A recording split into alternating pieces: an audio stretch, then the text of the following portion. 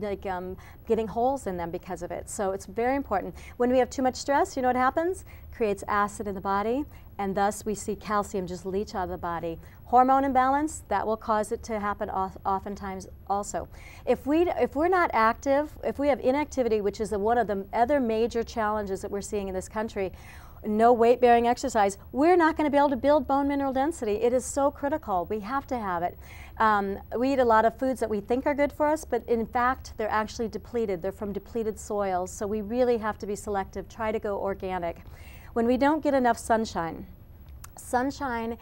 produces vitamin D in our body, but fortunately sunshine can, I talk all about it in my book, how sunshine can be absorbed into these green foods like chlorella, and actually it can soak up that sunshine. It's like having liquid sunshine in your diet. It's amazing.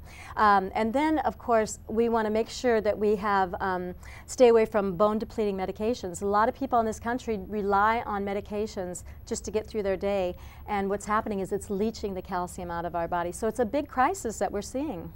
So that makes quite a difference between what we saw a picture of a healthy bone. Yes, exactly. And so now let me tell you, all these different things will create what we call an unhealthy bone. And this is what we're going to show you next. And this is what we're seeing here, is that horribly pitted out bone, that vat of acid that's just eating away of it, that lack of mineralization, which is what osteoporosis is, that is what it's creating today. And we're seeing little children.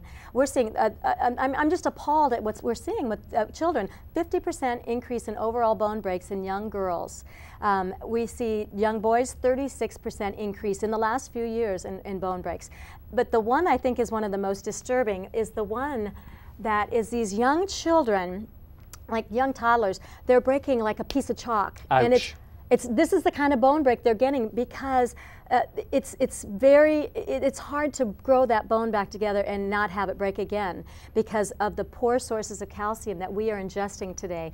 And it's very scary, a 33% increase in forearm breaks in their little arms. So we have got to look at it. I mean, as a matter of fact, men are no better. We're going to see a higher rate of hip fractures, which are the deadliest type of fractures in men in the next 20 to 30, 40 years, and it's really serious because men never thought that they had a problem, but we're seeing that, because with some of the other symptoms are a heart attack, strokes, things like that, that can really wreak havoc if we didn't have enough calcium and magnesium and vitamin D. See, you need about 18 to 20 different nutrients like calcium, magnesium, vitamin D, boron, selenium, phosphorus, potassium, zinc, lysine, vitamin C alone, and real vitamin C. I'm not talking about the synthetic stuff you see on the market today. I'm talking real vitamin C.